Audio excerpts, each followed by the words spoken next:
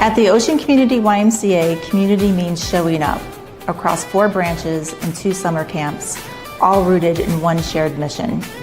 Every day we bring people together to grow stronger in spirit, mind, and body. From fitness floors to youth programs, from lifelong friendships to unforgettable summer memories. No matter your age or stage of life, there's a place for you here to belong, to thrive, and to be supported. This is the place where everyone belongs. This is the Ocean Community YMCA. Hello, everybody, and welcome back to the show. Sal, how you doing this morning? I'm doing pretty good. But can't complain really. But I made it through the blizzard of 26 blizzard of 26. That was quite the experience. So I made it through the blizzard of 26. I also made it through a long time ago the blizzard of was it 76? Yes, 78. Blizzard of 78. Yes, I also made it through that blizzard. Driving home from Electric Boat took an hour and a half, hour and 45 minutes to go from Groton to Westerly, but I made that one. This one was a more it was more difficult, but we were prepared for it. That's the big difference. We were prepared rather than one in 78. We were not prepared. It just that we never expected something like that in 78. But I think we were pretty well prepared. But this one, no matter how well prepared you were for this one, it was going to hit you no matter what. So anyway, I'm here and I'm having some fun talking to you, and I'm expecting Coach Spizzato to come on board, talk about his upcoming baseball situation. He's preparing already. They're taking batting practice. They're getting ready. Believe it or not, if you can imagine playing baseball in 4-foot high snow, but they have their ways of doing it on the inside. So I'm ready for I texted Ron, and I think he may be on there now. He's got a Westerly hat in front of me. Hope he's feeling better. I can't hear it. Sorry. Under the weather. I can't really hear anything. Yeah, you got some cough drops there. You can. I wish I could. I have quite a few of them that I've been going through. Believe it. 1 second, guys. He couldn't hear you, Sal. Oh, he couldn't. Nope. All right. Well, anyway, we'll talk with Coach Spizzato. If not, we'll just talk sports. That's all. We've got some things we can talk about coming up. I do know that the Westerly girls have a big game today. They're playing. It's a playoff game. It's at noontime, if I'm not mistaken. Coach, how you doing? Good. How you doing? Can you hear me? Yeah, all set. All right. I got my pockets full of cough drops myself here, so don't feel bad. I've been fighting the same. I've actually been fighting the same cold since before Christmas time. Believe it or not. I think when I went to Atlanta, I got it from Atlantic City. I think you know how those casinos are for my football clinic. Oh boy, yeah. You were doing a casino a bit last, and that should have been a lot of fun down in Atlantic City, and you learned some things. Was that a baseball clinic or a football clinic? No, it was a football clinic. It was good. It was coaches all over. A lot of New Jersey coaches. I was definitely the only Rhode Island coach there. It was mostly New Jersey high school coaches, but some of the speakers, there was the Dallas Cowboys O-line coach was there. Actually, the Philadelphia Eagles O-line coach. Sorry, and then some pretty good high school coach from Virginia I listened to on some screen passes, things like that. But it was a good time. All right, yeah, that sounds good. Well, by the way, you are listening to 321 Media, the sports show with Sal and Coach Sal and Coach Spizzato. We're talking a little bit of sport this morning. Coach Spizzato is now ready to go. He's got a little bit of a hoarse voice, but as he said, he probably caught it down there at the coach's. What did you call it? It was a Glazier football coaching clinic. Yeah. I think just I think one time or another, every one of us has really gotten laid low with that with this bout with a cold. Yeah, And we'll push on through. it goes away and it comes and it goes and it comes. But I think you're probably going to get over it probably in a couple of days, maybe. Yeah, getting there. Feel a little better today. How did you figure into this blizzard situation? Were you down with during the blizzard, or we left? So we were supposed to stay until Sunday, but we left Saturday night to beat everything, and we got home before the snow. So if we left on Sunday, it was starting in New Jersey, New York area first. They were getting a little bit. We would have been right in it on Sunday, so we needed to go on Saturday. Or we would have been there for a while. Yeah, what did you guys touch on? It was a football clinic. You said you were talking about one of the coaches involved was with the Cowboys. You said, it was Philadelphia Eagles was one of them. Yeah, it's set up like in a like a how the hotels have big ballrooms and all that for like meetings and conventions. So it's broken up, and they break it up into there's probably like 10 different rooms, and there's different speakers at each time. So it's kind of like going to class. It's like a little football school almost. It starts at like 8:45 in the morning, and they're 50 minutes each, maybe an hour. And then there's about a 15-minute break, and then there's another session where there's different topics. You know what I mean? So the O-line coaches I like seeing, because I like learning about stuff that I didn't play O-line, but it's the most important position on the football field on offense. And it's the last couple of years I've really kind of focused on that in the off season, learning about the O-line and different drills, blocking schemes that work with us. We don't really go there to like change anything crazy. It's just kind of you want to pick up one little thing or two, and maybe a drill here and there, or a little wrinkle in a play or something like that. And a couple of years ago, I picked up a couple of things that really helped my calling the offense and going to a spread offense from being a single wing offensive coordinator. I was always studying offenses since I was like 10 years old. I've loved X's and O's since I was a little kid and started playing football. And, it was a big thing of mine. So I love kind of researching offenses and kind of learn the ins and outs and drill work and all that. So it's a good time.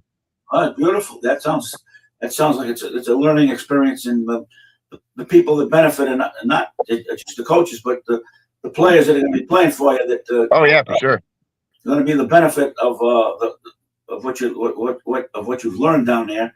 New Jersey is a hotbed, obviously, and the people that you met probably got business cards and names and all the different kinds of things. Anyone else from Westerly go down? Not to the Atlantic City one, but the a bunch of coaches. A couple weeks ago, me and Coach Joe Fazzaro went to the Boston clinic, and 5 or 6 coaches actually went down to Baltimore for a clinic. So we've our staff's been around this off season. So it's we've been busy, and we're looking to win another state championship next year. Our lifting's going great. Mike Contrary and Jordan Husero are kind of taking charge, especially Mike. But we're doing a kind of like a little competition thing with teams, and upperclassmen captains are kind of in charge of groups, and making sure the kids get there. So we're trying to hold the players accountable, and the leaders of the team are trying to hold them accountable and everything like that. So it's going to work out pretty good. And I think we're having a great off season, and we should see it when we come fall. Well, it sounds like you did. You guys have learned along the way, and that's what it's all about. You've got some really young talent that are trying to not only trying to move, but move the team along. And obviously, you're going to need that kind of instruction because you got a tough schedule this year. And the first name up is, if I'm not mistaken, is the Situate team. Going to be a very tough first game again. I'm glad they're coming here this time so they can come see our beach community, because Situate's a lot like us over there, living on the water, and a nice long ride for them coming down. But really great team. They're very similar to us, a little more of a run game, but their running back is getting looked at by a lot of Northeast Division One teams, FCS teams. So he's going to be trouble, and just like last year. But we'll find a way, and hopefully this year we can pull one out. It was a great game last year. We felt like we could have won the game. Early in the season, you're kind of trying to figure out your, what your offense is like and kind of your identity. And, that's kind of the challenges of playing early. Both teams, special teams gave up some big plays. I think both teams blocked a punt. Both teams returned a kickoff. So that we learned that we need to work on special teams earlier in the season and really spend more time on it. So game one, we're kind of mid-season form when it comes to special teams, and it's not easy because a lot of teams, it's hard to do special teams just as much as offense and defense in the preseason because there's so much to do.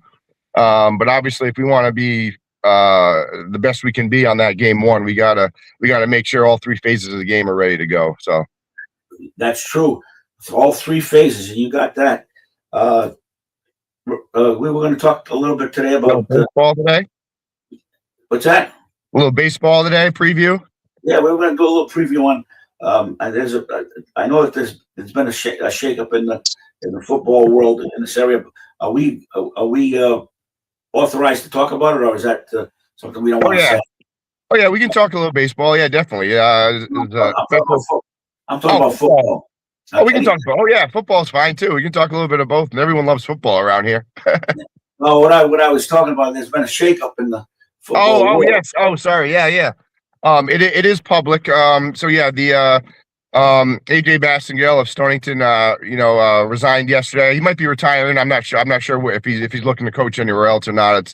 I think he kind of wants to relax a little bit. It sounded like, but my total opinion here about the next coach over there. I think it could be my buddy there, Steve Bailey, who's been there for a couple of years as the D-line coach. Yes, he's the he's the basketball coach at Wheeler, and he what else does he do? He does a million different things. He coaches 3 sports. I know that, and I think he's the boys basketball coach at Wheeler. I think he's the girls softball coach at Wheeler because he teaches there, and then he coached defensive line at East Lyme for a good 10 years. And then he came back to Stonington. He graduated from Stonington. I'm not sure what year he was there, but he must have graduated probably like 2000 and maybe between 8 or 12. I don't want to miss his age there and kind of insult him. So besides being a good coach, he's a great guy. I mean, I've had him on the other radio station. Had him on a show when Wheeler was making all that noise a few years ago, and that's incredible. If he's interested in the job, he probably. I think Ryan Francis also is a possibility. I think Ryan, I think, played there. I'm not sure what year either, but I know Francis is a very kind of famous name in Stonington. A lot of Francis came through. And he could be an option as well. And also, you never know. It could be a big name coach that wants to come down and coach at Stonington. You never know who's going to get it. Anybody could apply. But AJ, I think he was there for 23 years. AJ, he did a great job over there. Throughout his tenure. I remember he took over right after Bonacor, I think, and he's been the only coach since. I've noticed that he's really tried to adapt to his players. They were a double wing team for a real long time, and things started to be kind of stale and mediocre, and they changed it up a little bit and started running more spread stuff. So he was always trying to adapt, and with the players he had, and their school's pretty small too. I mean, they're smaller than us. So being a small school, competing with teams like NFA, New London. Who else they got over there? Waterford and teams like that. It's not Killingly, of course. It's not easy. One of the best games I've ever seen, and kind of a good memory for me. I used to scout when Coach Reet was coaching, and Coach Samaggio was pretty much the main guy with Coach Reet. So his scouting, they had me do scouting once Bill was becoming a bigger part of the offense and all that for the high school. So I started scouting more for them, And one of the best high school games I've ever seen was NFA Stonington. I think it was around 2013 or so. It was probably because my father used to go with me, and it was the last game that we went to, of course. I get choked up a little bit here. Oh boy. Oh, boy. But yeah, it was the best game I ever seen as a high school coach, and it was back and forth. It was like 35-35. Stonington kept coming back. NFA had this running back. I forgot his first name, but his last name was Outlaw. He went to Boston College, and NFA should have blown him out by about 50 points. But Stonington had they were running the double wing. I remember they had Proyer as one of the running backs, and the big number 40 there was their fullback. But What was his name? they hung right with NFA, and it was back and forth. And eventually, NFA pulled out, but it was pulled away at the end. But it was one of the most exciting games I saw, and I'm pretty sure they beat us on Thanksgiving that year. It was, but that was a great game. I'll always remember it, mainly because it was the last scouting I ever did with my dad. So it was a great game, and that was one of the great memories of scouting I had before I started getting a bigger varsity role coaching. But it was a good time, and AJ did a great job over there, and I'm kind of excited to see who takes his shoes. Yeah, that's going to be very interesting. That's in case anyone's just tuning in or listening in. AJ Massingale has stepped down as coach of the Stonington Bears football team. Not only but he's also a teacher over there. Am I right? Yeah, I think he teaches history, social studies. I'm not positive though, but I know he's definitely a teacher over there. And I'm sure he's not resigning or anything from that. I'm sure he's going to be a Stonington guy for a while and hopefully relax a little bit, because I know how much time it is to coach football, and it's really a full year job, and they get paid a lot. They get paid like double what we do for coaching, but it's still not much in the grand scheme of things. So even over there, when they get paid a little more, it's still you're not really doing it for the money. You're doing it because you love it, and you love kind of the shaping the kids, and hopefully you have an impact on them and through their life. So he's done a fantastic job over there. I know that. I know him well, and he has been on our radio show on the other station, which I'm no longer a part of. But he was always willing to come on, and I loved having him on. Good man. I think one of the things that I think his son graduated this year. Is that? Am I correct in saying that?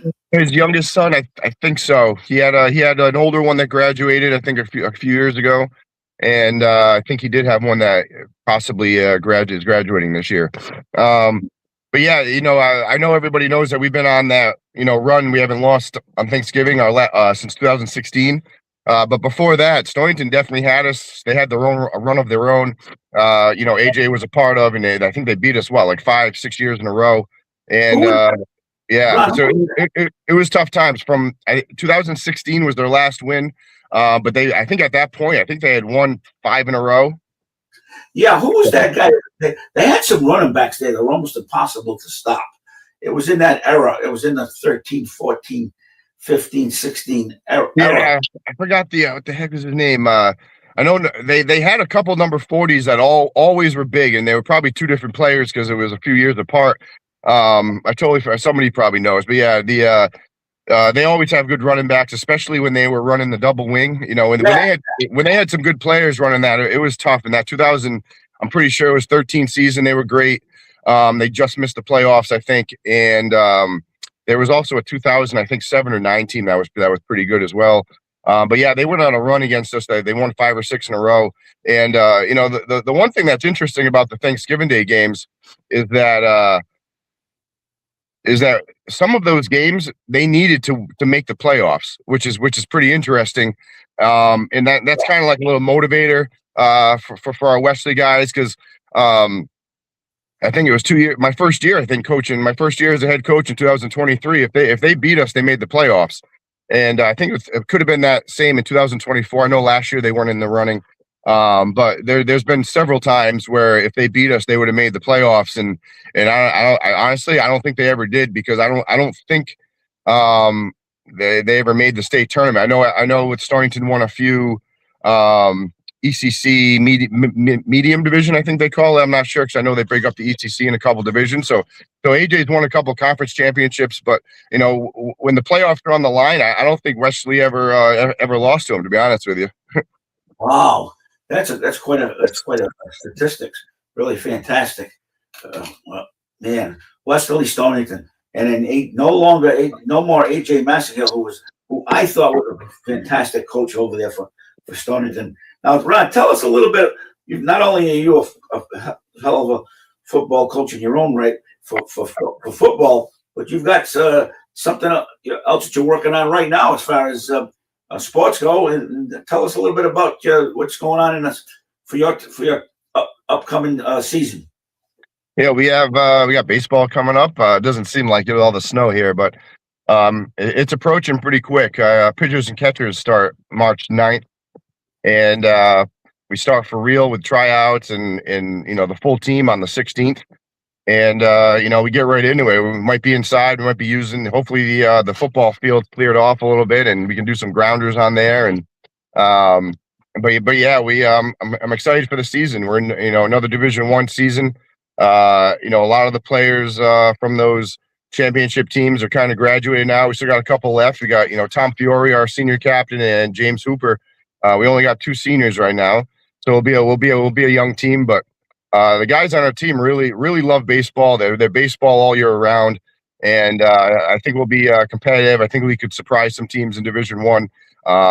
So yeah, I have no idea how the season's going to go. It's kind of like I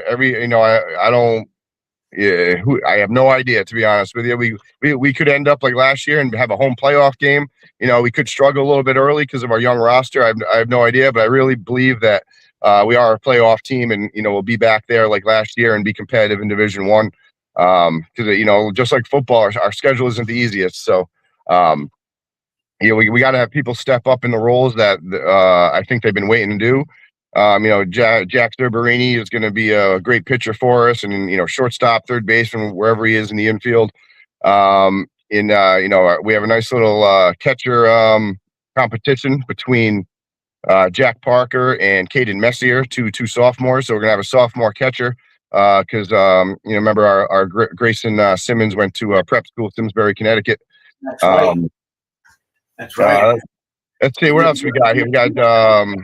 We have Liam Jacobson. That's going to be in the mix in the infield. We got my hockey kid there.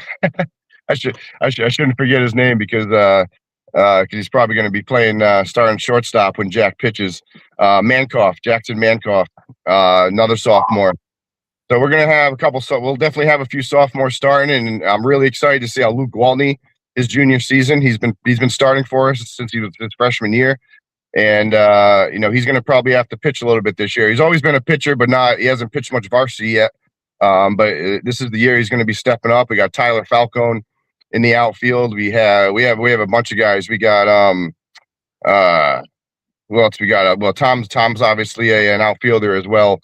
We got a bunch of guys that can fill in. So, well, you've got some good athletes there. But the fans can't overlook the fact that you're in Division I and you've done well. But the Division I is a crackerjack division. Baseball for sure. Yeah, baseball is one of the more tougher sports in Rhode Island. Like Division I baseball is pretty good in Rhode Island. Like when you're talking about what sports send the most to Division I colleges, I think track and field in Rhode Island is probably the top of the list there. And then baseball is pretty close. Baseball, is a very good sport in Rhode Island. And they said there's a good handful, at least a handful, 10, 12, 15 kids that go play Division I every single year. And that's kind of unheard of because in football, it's probably like a couple. Basketball is real tough. Rhode Island, not many go Division I from Rhode Island, but when they do go, they're great players. But yeah, baseball in Rhode Island Division I's are tough, and every single game is a battle. Like there's really, I think Mount Hope was the only weak team in the division last year, and other than them, even Cranston East, who came in like 14th out of 16th place, we played them early in the season. Their pitcher threw a 1-hitter against us, and we lost 1-0. I remember that. I remember that. That was the first game of the year, right? It was. I think it was the second because Chase Collins pitched. Chase Collins pitched amazingly, and he pitched a one hitter and lost. So we lost 1-0 that game. But yeah, Chase losing Chase and Collins and Mike Poole, two great pitchers. So we got to have some guys step up. It's got to be Tom Fiore's got to be our guy. Jack Severini's got to be our guy. And you got James Hooper in relief. We got Luke Waltney, Tyler Falcone, Mateo Hackett's got to be able to step up and pitch a little bit. Cam McDonald also plays a little first base and pitches. So it's time for these younger guys that have been on the team for a couple of years. These sophomores and juniors, it's time for them to step up and help this team. And it's time for them to prove themselves and have some fun. Yeah, it sounds very, very interesting. When will we be able to get it? Now, I was going to ask you when we were going to get it to take a look at them, but boy, I'll tell you, one of the things that's going to be a factor is the fact that this weather is going to impact the fact that you might not be able to get on that field for a while. That's a big concern as far as I'm concerned. And of course, you as the head coach got to feel that way. I mean, we've had about 2 or 3 feet of snow on that, and that's a not only an impact, but it's going to pack down that area. And what do you do? You just go and just stay inside, run? Is that how you do it? Pretty much. So we're lucky that we have decent facilities and we have a nice batting cage in Babcock. So in Babcock, the old Babcock gym there, we have a nice batting cage that drops down. It's a mechanical batting cage, nice and big. We have tons of bow nets to hit into. We got a bunch of tees. We got medicine balls in there. We turn it into our little baseball facility. In the off season and during the season when the weather's bad. So we have a good indoor facility stuff. And then if we have to have a bigger indoor, we will go into Ward sometimes when it's open. There's volleyball going on. There's a lot of stuff going on in the spring. But when Ward's open, if it rains, that's beautiful because it's a big. When the bleachers are all pushed back, we can actually get a full infield in there. Okay. But wow. what also is a big deal is the football field, or the athletic field, because when the snow's got to be off that field though too. So the athletic field with the turf, it's great for ground balls. We can do long toss out there. It's a little tough to do some outfield stuff, especially if the track team's running around because you don't want to hit the kids running around the track. But for pitching, infield work, and things like that, you can get your bunt coverages in. You can get you can work on your double plays. Anything infield related. So as long as the football field's cleared off and we can get on there, sometimes that's a huge deal for us. We do play on a couple fields that are turf. So. But the hops are great on the athletic field, so it's actually really useful to get on the field sometimes, and if the baseball field's soggy and all that. So, I'd like to know what your schedule is going to be like. Who are the teams you're going to be playing? That's really going to be a tough league. Yeah, really. What do you got coming up? Yeah, our schedule's pretty similar to last year. The Division I teams that we play a bunch of them. I think we play at least 12 Division I teams, I think. So we get, Bishop Hendricken, North Kingston, Lincoln, Moses Brown, South Kingston we play twice, who's probably one of the better public schools in the state. We play, who else we got up there? Coventry, Cranston East, Mount Hope. There's only a couple Division I teams we don't play. We don't play Portsmouth. We don't play LaSalle. And I think that's the only 2 Division I. It's a big division. It's just like basketball. So there's like 16 teams in there. So we also play some Division II teams. We play Charahoe twice because it's a rivalry. You always got to play them. It's tough because, everybody's, thinks Westerly Stonington. But for baseball, I was always brought up that Charahoe was the rival in baseball, way bigger than what Stonington is in baseball, for Westerly. Westerly Charahoe, especially if you go back to your time, Sal, my dad used to Charahoe was like the foreign. George Greer. Yeah. Yeah. Oh, boy. So from what I heard, like from my stories from my dad, Charahoe kind of ruined a season or two for Westerly. Back in the '60s, and Tell me about that, buddy. yeah. Ruined that. We thought we had the best team in the state in Yeah. my senior year, and Charahoe comes and knocks us off next to last game of the year, and they won a state championship that year. Yeah. They won the whole state. If they're That's where that rivalry comes from. yeah. And it's really and that's why it's not easy winning the state championships. You could have the best roster in the state and still not win. You know what I mean? It's things got to go your way. You can have great players, but still things, like I said, things have to go your way. You need to get a little lucky here and there. Your players really need to stay healthy. So it takes a lot, obviously, to win championships.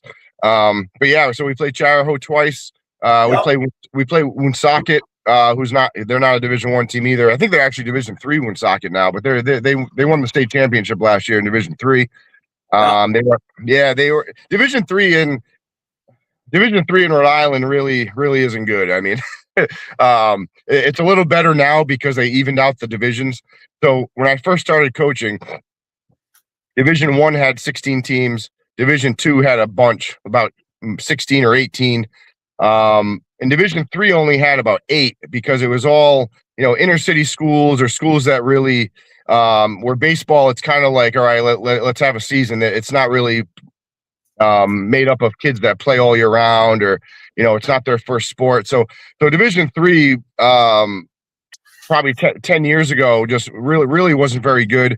2 years ago, when they realigned the divisions, they made them a little more even. So they dropped a bunch of Division II teams, the bottom Division II teams, down to Division III.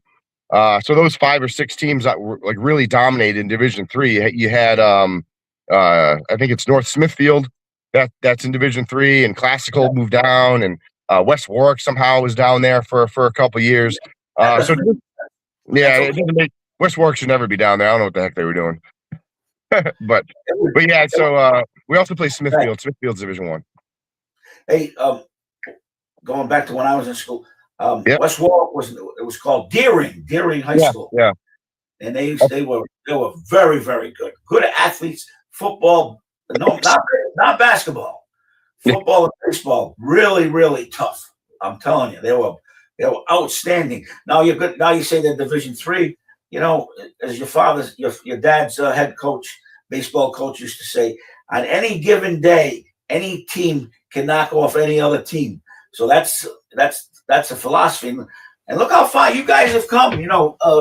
Geez, I mean, I can remember it wasn't really too long ago. You guys were, Division II.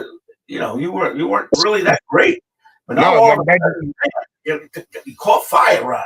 Coach, my first season as the head coach, it was 2014, and we were 1-18 was our record. So whoa. Yeah, we've come a long way. The second year we were like 3-14, 3-16. So yeah, and then it just started going up and up though. So I won 1 game, we won 3 games, then we won 7 games, and then we won 10 games, and then we won a state championship. So you got some good, you got some good kids on that team now. They're all good, no matter what. You got some good teams that really, really have caught fire. They bought into the process, as I like to call it, because baseball is a lot of process. And you've got some really good coaches. Why don't you tell us about the coaches you got this year? So Bob Schaefer is one of my. He's been my assistant for a real long time.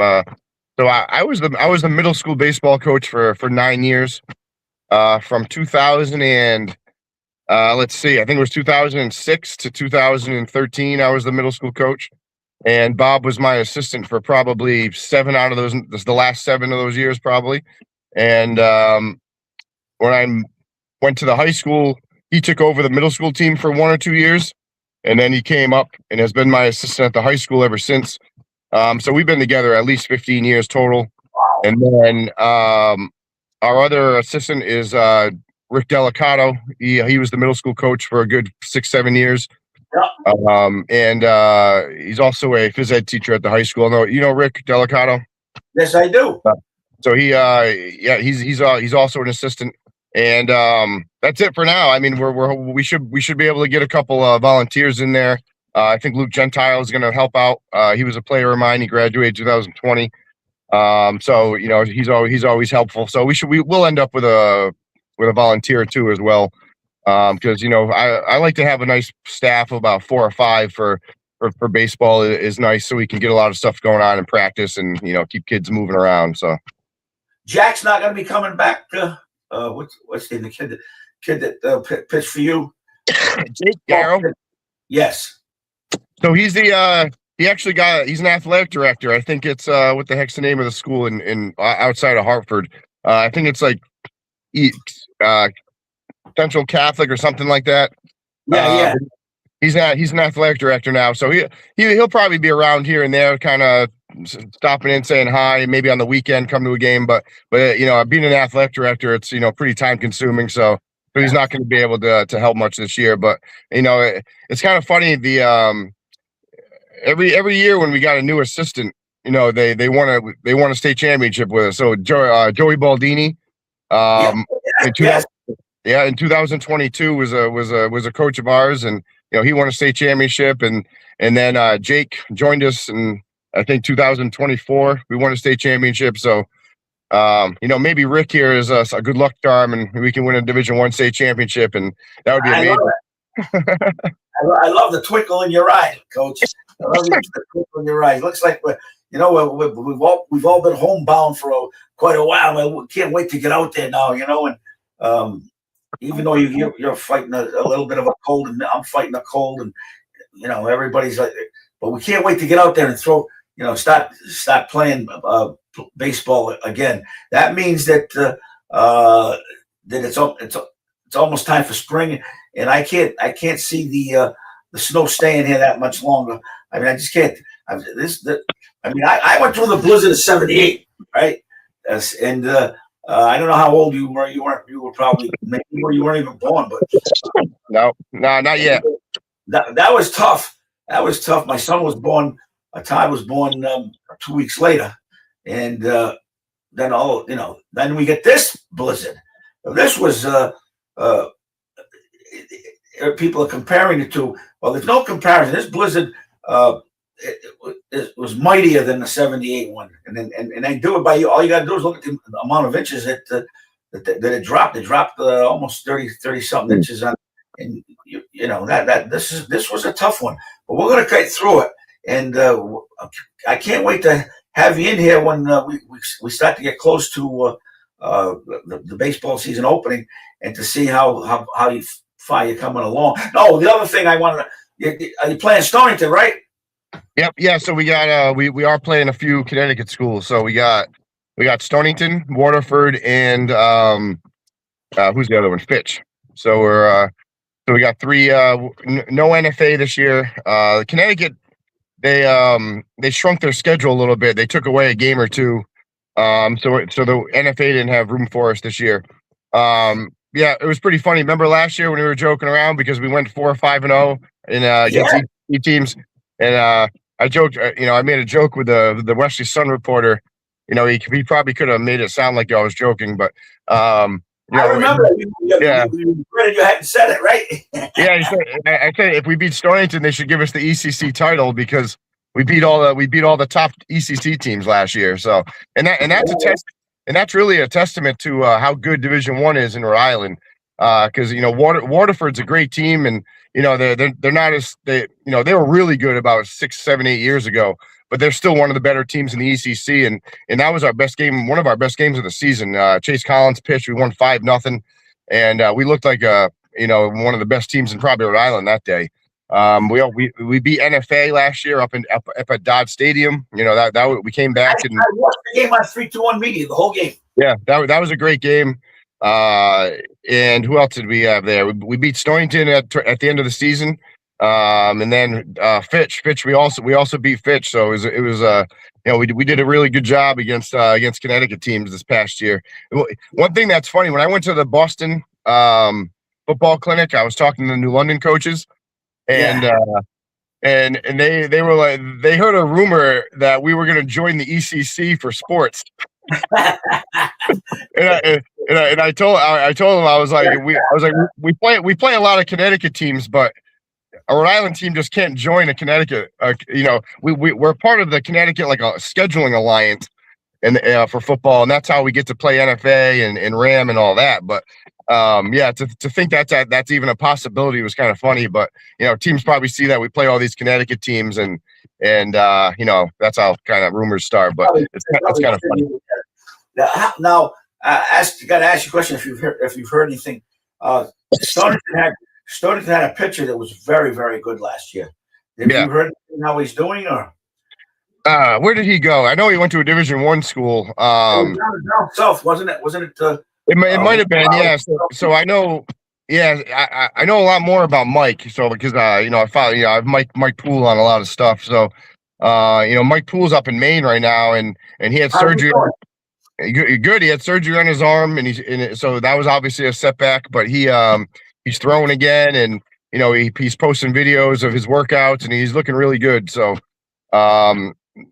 excited to see him pitch. He's redshirted this year, so he'll pitch the following year, and he'll be stronger, and his arm will be back to normal, and it's actually already probably back to normal. He's looking pretty good throwing the ball. But and then Chase Collins is also in Southern Maine. I think he might have a lot of arm injuries though. It's tough for pitchers these days. Everybody hurts their arm at some point. Gotta be very careful, Yeah, and it's tough. So one interesting thing, real quick, who is the Boston Red Sox manager probably 10 years ago? Valentine. He used to, Bobby Valentine, right? Probably 20 years ago. Bobby Valentine was the coach for a couple of years. He coached. Remember, he managed a lot in Japan for a while. So he said in Japan their mounds are softer than in America. Like Japan's mounds are very similar to like high school mounds where it's softer. Like professional mounds in America, those and college mounds, those things are like cement when you land. So he had a theory that is part of it, because in Japan, I guess they don't have a lot of arm injuries. So the firmness of the mound could have something to do with it in professional baseball and college baseball and all that. I also think the more you throw, it's actually better. Not necessarily throwing as hard as you can, obviously, all the time, but with the specialized pitching now, with pitchers only going like 60, 70 pitches, and even in MLB, they're throwing like a 2-hitter in the 6th inning and they get taken out. It's amazing. But I just think I actually think the opposite, where the more you throw, I think your arm gets used to it and is better. Because look at some of those pitchers from the 70s and 60s. They would never come out of a game. They threw like 350 innings a year and they never had an arm injury. You know what I mean? You had a couple guys that did though. Satchel Paige pitched like 6 days a week. So right. So obviously there's going to be some strain on there, but I really think the more you throw, it actually helps you, build that endurance and get those ligaments stronger. And but it's a little bit of a mix of everything. You got to exercise, you got to strength train. There's so much stuff involved in sports these days to stay healthy. So yeah. We'll be able to talk a little bit more about that is George Greer. Yeah. I mean, back in those days, him and Mike Kenyon used to pitch complete games against each other. Yeah. Bruce Boss pitched for Charahoe. Believe it or not, Bruce, they won a state championship, and he pitched every game. I mean, and that's when I think the state championship games were 9 innings. They weren't 7 innings. So, and that's another thing too. There's got to be something to what you're saying, because those were not, even though they were, I call them Rhode Island pitches, they pitched a lot of innings, and never came out, and their arms never got hurt, never got sore. So anyway, Ron, you've got it could be the off speed stuff too. Like I'm not sure how many off speed pitches people threw in the past, but I know in modern, like pretty much it's really hard. Even if you throw 90 miles an hour in high school, it's really hard to be a consistently great pitcher when you only have one pitch. Even in middle school, obviously in middle school when hitters don't really see as many off-speed pitches. My last couple of years, we had some pretty good middle school teams when I was coaching, and some of the best years we had, the pitchers could throw junk because they couldn't. The batters couldn't hit anything. They couldn't hit any off-speed pitches, and it's very similar in high school too, where everyone when you're taking batting practice, it's usually probably 90% of the time it's fastballs or just straight pitches. So off-speed pitches in high school. If you can throw off-speed pitches in high school for strikes, you're going to be a great pitcher.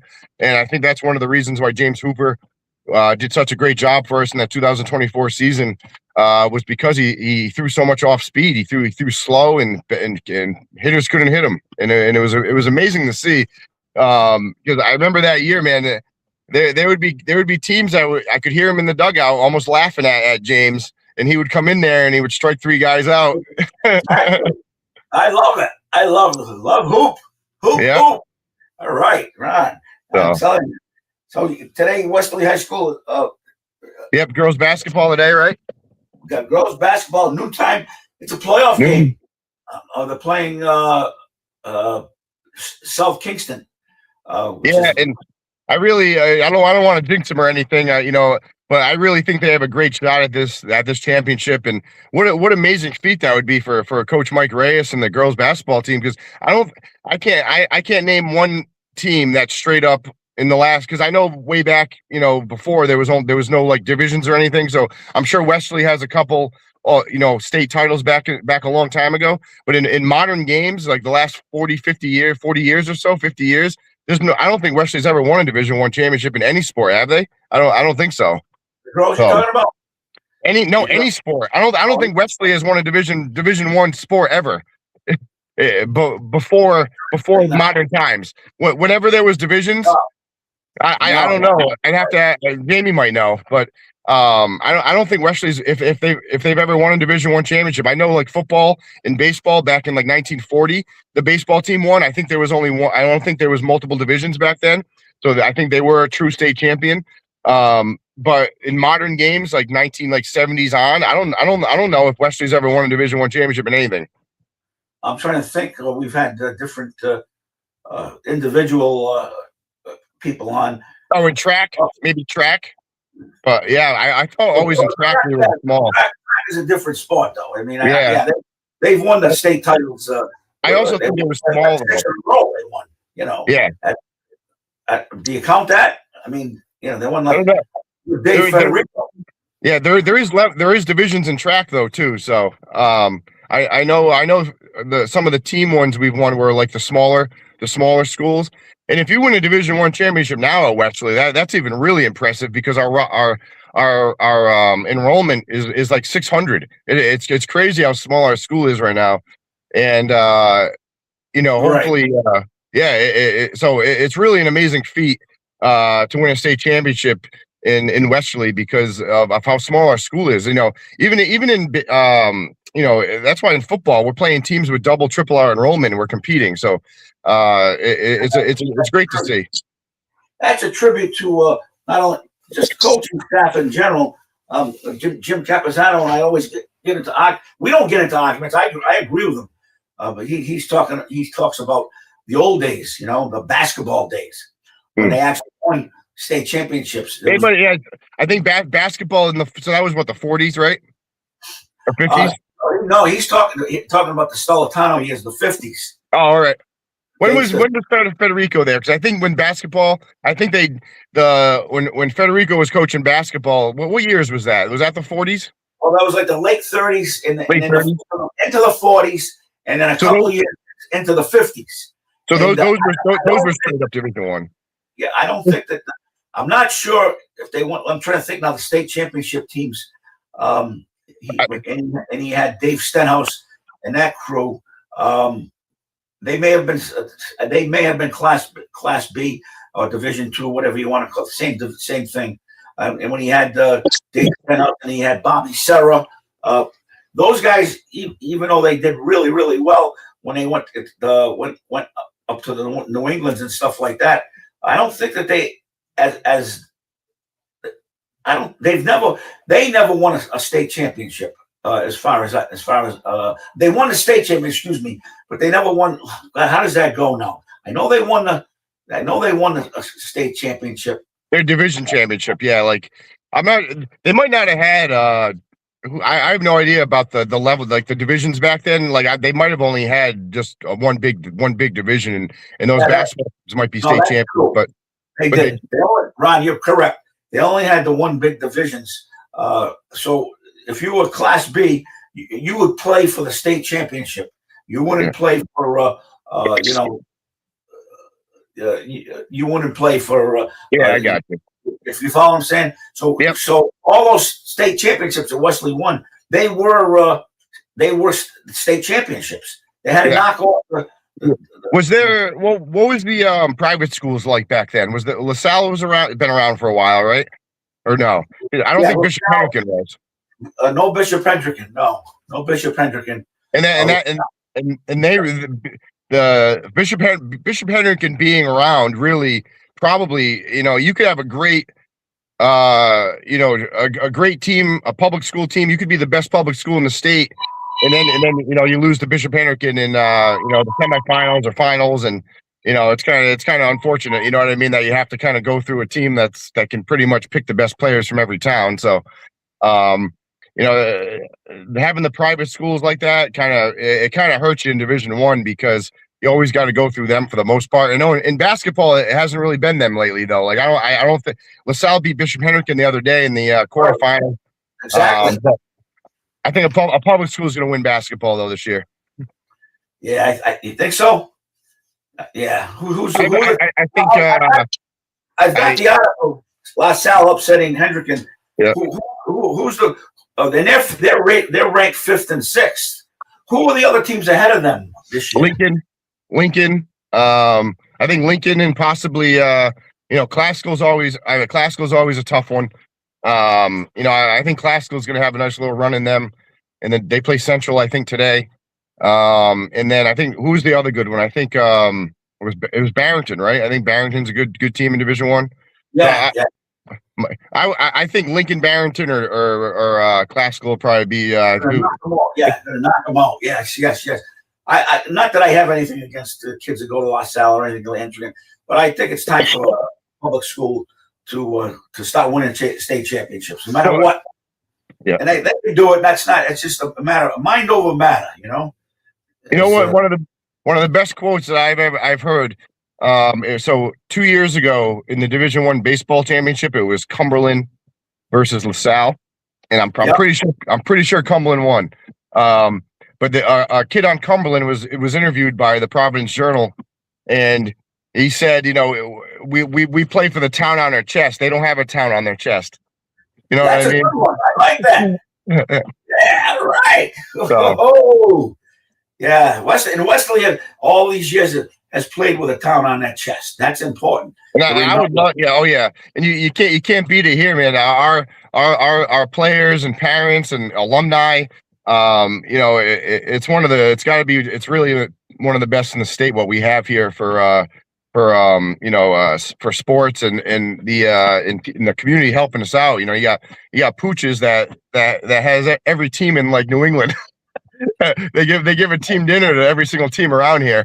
You know what I mean? So you got play, and then the overwhelming support that the football team has gotten for our football championship rings has been amazing. We've had so many donations from businesses, from private people, and we've had anonymous donations, and it's amazing the amount of people in this town that want to help and how generous they are, and we're very thankful of everything they give, because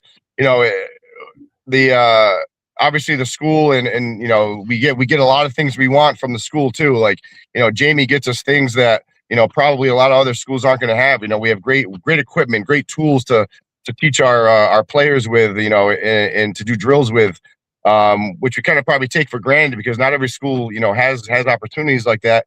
But the outside support that we have with fundraising when needed is pretty amazing. So if we ever need something like those rings, I wanted to give a ring to every single player on the team, not just the kids that play mainly varsity.